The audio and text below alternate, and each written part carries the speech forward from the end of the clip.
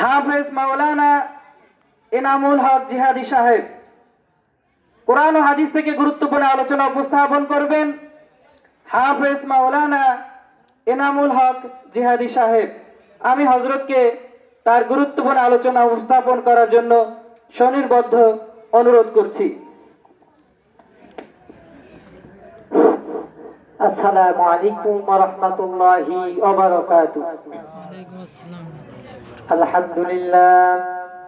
আলহামদুলিল্লাহ নাহমাদুহু ওয়া নাস্তাঈনুহু ওয়া নাস্তাগফিরুহু ওয়া নু'মিনু বিহি ওয়া নাতাওয়াক্কালু আলাইহি ওয়া নাউযু বিল্লাহি মিন শুরুরি আনফুসিনা ওয়া মিন সাইয়্যাতি আ'মালিনা। من يهده الله فلا مضل له ومن يضلله فلا هادي له